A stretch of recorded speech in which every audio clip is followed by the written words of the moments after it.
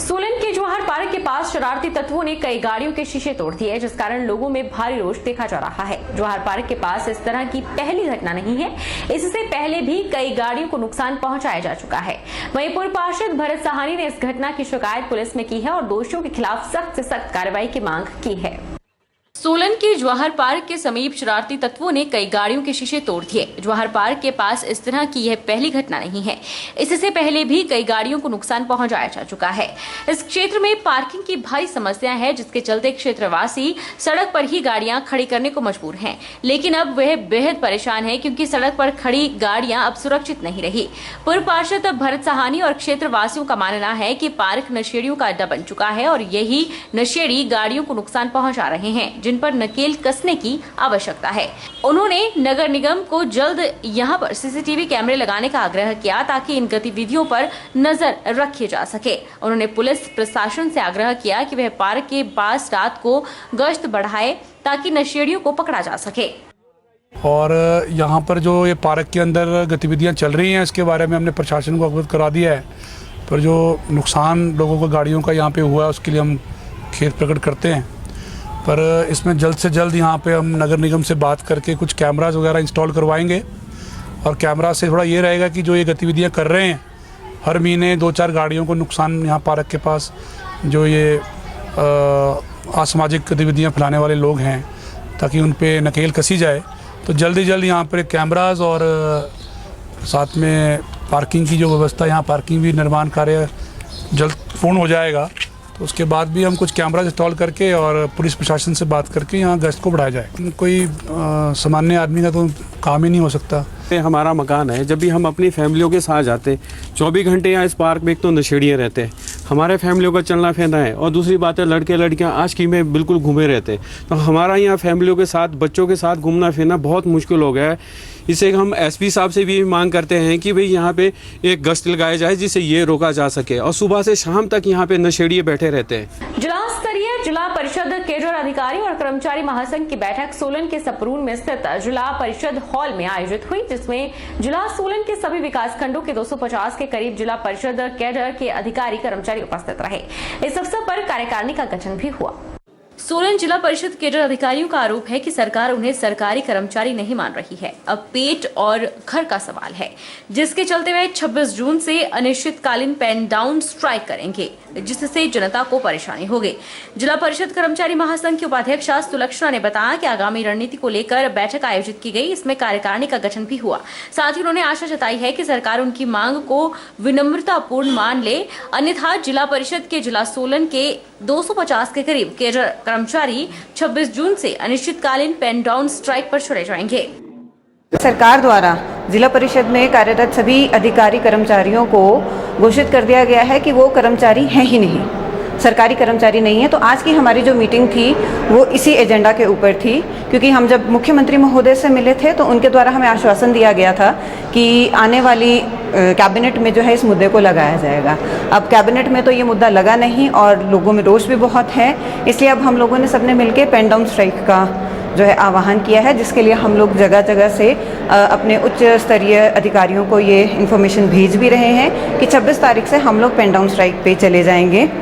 हमने आज यहाँ पे अपने सोलन ज़िला की नव कार्यकारिणी का गठन भी किया है, जिसमें हमने ओम प्रकाश जी को जो है नालागढ़ से सचिव हैं, उन्हें यहाँ पे प्रधान पद के लिए चयनित किया है। सर्वसम्मति से ये चयन हुआ है, कोई इलेक्शन की ज़रूरत नहीं पड़ी। और मेन हमारा यही है कि सरकार से विनम्र आग्रह करते करते हम लोग अब थक चुके हैं कि हमें कर्मचारी सरकारी विभाग में कर दिया जाए, हमारा विलय कर दिया जाए, चाहे पंचायती राज विभाग में कहें, चाहे ग्रामीण विकास विभाग में कहें। पर अब मजबूर होके जो है हमें ये वाला कदम उठाना पड़ रहा है, और उसी से संबंधित जो है आज की हमारी ये मीटिंग थी।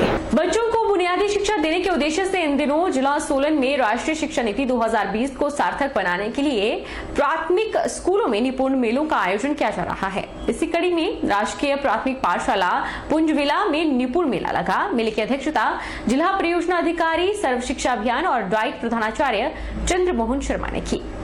सोलन के राजकीय प्राथमिक पाठशाला पुंजविला में निपुण मेला लगा। मेले की अध्यक्षता जिला परियोजना अधिकारी सर्व शिक्षा अभियान और डाइट प्रधानाचार्य चंद्रमोहन शर्मा ने की।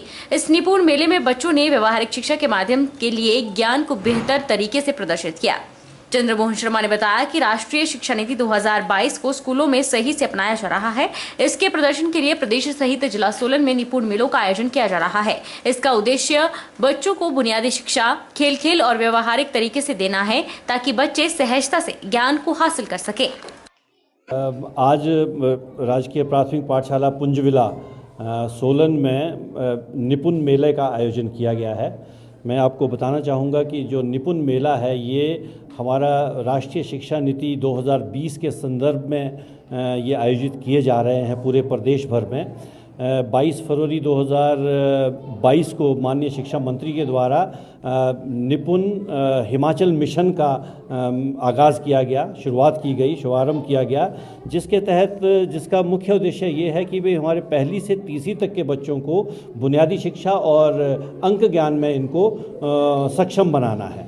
तो इसके लिए विभिन्न प्रयास किए जा रहे हैं। 4 स्तर पे प्रयास किए जा रहे हैं। जैसे पहले रेडीनेस फेज़ है, दूसरा जो है इनको बुनियादी शिक्षा और अंक ज्ञान में इनको निपुण बनाना है।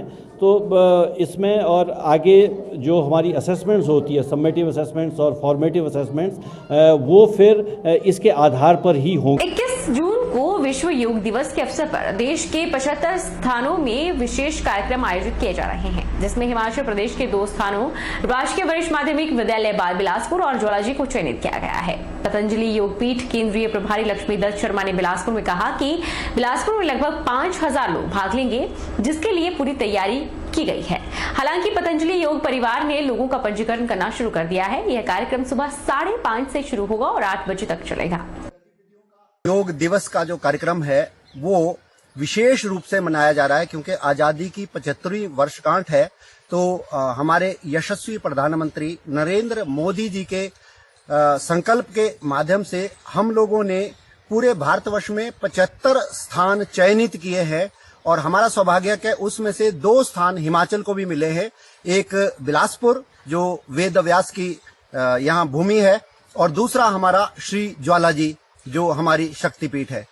तो यहाँ पर बिलासपुर में हम लोग सीनियर सेकेंडरी स्कूल बॉयज में बड़े मैदान में 5000 लोग इस योग शिविर में भाग लेंगे, जिसके लिए हम लोगों ने घर घर जाकर पत्रक देकर ये निमंत्रण देना प्रारंभ कर दिया गया है। सारी व्यवस्था कर ली गई है। सुंदरनगर की बर्तु पंचायत का एक प्रतिनिधिमंडल पूर्व प्रधान जसवंत ठाकुर की अगुवाई में एक्सिन अनिल ठाकुर से मिला। उन्होंने बताया कि पिछले 2 सालों से पीने के पानी की समस्या से वे जूझ रहे हैं। पीने का पानी न लोगों को है और न ही उनके पशुओं को मिल पा रहा है। जसवंत ठाकुर ने कहा कि अगर इस समस्या का समाधान नहीं होता है तो ग्रामीणों के साथ उग्र प्रदर्शन करने से भी वे गुरेज नहीं करेंगे, लेकिन पीने के पानी के लिए विभाग से गुजारिश करते रहेंगे। उधर एक्सिन अनिल कुमार ने समस्या के समाधान के लिए आश्वासन दिया है कि इनको जो आर्न कोटी स्कीम से पानी जाता है उसके स्रोत में पानी की गर्मियों में हर साल दिक्कत होती है। इस साल गर्मी थोड़ी ज्यादा पड़ी है तो दिक्कत थोड़ी ज्यादा है। हमने इनको अब इंश्योर किया है कि कल से हमारी कोशिश तो रहेगी रोज देने की, पर रोज नहीं, अगर भरपूर मात्रा में जो उनकी जरूरत के अनुसार पानी रोज नहीं मिल पाएगा अगर, तो तीसरे दिन हम उनकी जरूरत के अनुसार पानी इनको उपलब्ध कराना इंश्योर करेंगे वहां पे। ठीक है जी। ये बाकी इनको हम जो है दूसरी स्कीम से जोड़ा हुआ है। इमरजेंसी में जब इनकी अब स्कीमें फेल हो जाए, कुछ हो जाए, तो चोट चमुखा से हमने एक्सटेंशन करके इनके स्कीम में पानी डाला हुआ है। दोनों स्कीमों के माध्यम से हम इनको इंश्योर करेंगे कि तीसरे दिन पानी इनको एक संपूर्ण भरपूर मात्रा में इनको जो जरूरत के हिसाब से पानी तीसरे दिन तो मिल ही जाए। बाकी रोज की भी हमारी कोशिश रहेगी। मंडी शहर के बीचों बीच सेरी चांदनी रेहड़ी फड़ी मार्केट में चोरी का मामला सामने आया है। बुधवार की रात रेहड़ी फड़ी मार्केट में स्थित लोकमित्र केंद्र से लैपटॉप और नकदी चोरी हुई है। वहीं सिटी चौकी पुलिस ने मामला दर्ज कर जांच शुरू कर दी है। मंडी शहर के बीचों बीच सेरी चांदनी रेहड़ी फड़ी मार्केट में चोरी का मामला सामने आया है। प्राप्त जानकारी के मुताबिक बुधवार की रात रेहड़ी फड़ी मार्केट में स्थित लोकमित्र केंद्र से लैपटॉप और नकदी चोरी हुई है। वहीं सिटी चौकी पुलिस ने मामला दर्ज कर जांच शुरू कर दी है। लोकमित्र संचालक शालिग्राम राजू ने बताया कि जब सुबह के समय उनके बेटे ने लोकमित्र केंद्र का दरवाजा खोलने की कोशिश की तो दरवाजा नहीं खुला क्योंकि अंदर से कुंडी लगी हुई थी। जब दरवाजा खोला गया तो अंदर सारा सामान इधर उधर बिखरा हुआ था। दीवार की चादर टूटी हुई थी और लोकमित्र केंद्र से लैपटॉप और नकदी चोरी हुई है। उन्होंने बताया कि उन्होंने पुलिस को तुरंत इसकी सूचना दी और सिटी चौकी पुलिस की टीम ने दुकान का निरीक्षण कर जाँच शुरू कर दी है।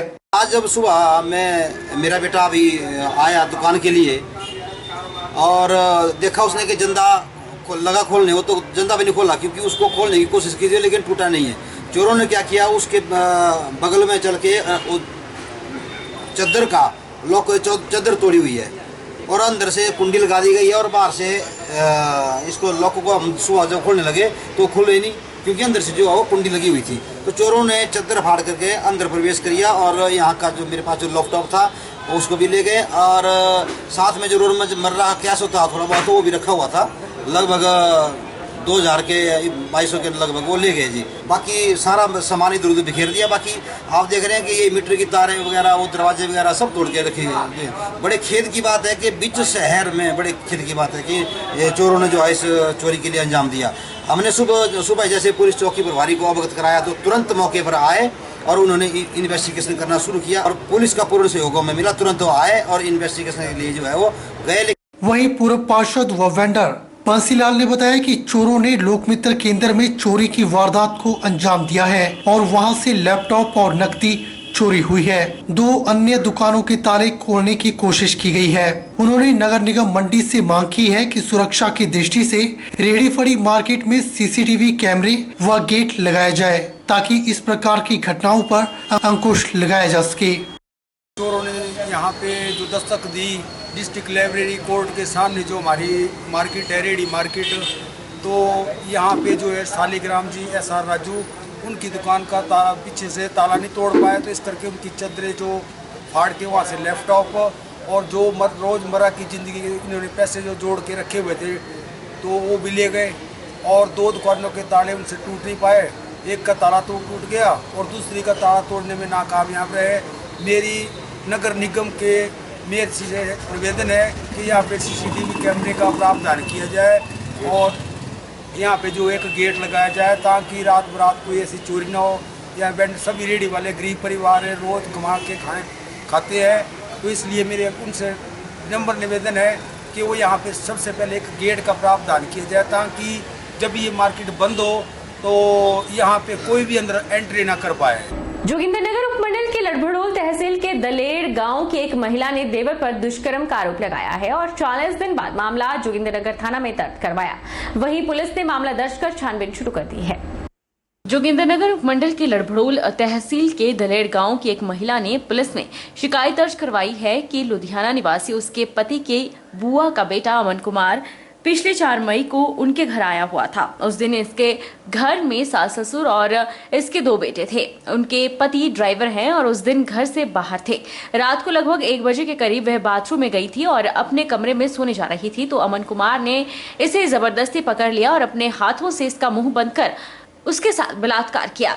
आरोपी ने डराया धमकाया और कहा कि अगर इस बात को किसी को बताया तो तुझे और तेरे बच्चों को जान से मार दूंगा। इसके डर के मारे यह बात महिला ने किसी को नहीं बताई, लेकिन हिम्मत करके पति को सारी घटना बताई और 40 दिन बाद पुलिस थाना जोगिंद्रनगर में मामला दर्ज करवाया। जिला बिलासपुर में घुमारवी उपमंडल की मेहरी कांथला पंचायत के अंतर्गत न्यू गांव में एक युवक को शादी का झांसा देकर पैसे ऐंठने का मामला सामने आया है। न्यू गांव की लता देवी के बेटे सचिन कुमार की 2 बेटियां हैं और पत्नी की कुछ वर्ष पहले मृत्यु हो चुकी है। ऐसे में बेटे की दूसरी शादी के लिए बेटे सचिन कुमार के दोस्त ने शादी का प्रलोभन देते हुए शादी करवाने के एवज में दोस्त ने कुछ पैसों की मांग की, जिसमें 10,000 रुपए एडवांस ले लिए। इसके बाद बुधवार शाम को सचिन का दोस्त एक युवती और छोटे बच्चे को साथ लेकर सचिन के घर पहुंचा। युवती की पहचान चांदनी के रूप में हुई है, जिसकी पहली शादी जिरजवी पंचायत के चिलवी गांव में हुई थी, जहां से युवती चांदनी नोक गांव के मनीष कुमार के साथ रफू चक्कर हो गई थी। बहरहाल बुलेटिन में इतना ही। आप देखते रहिए HP 24/7।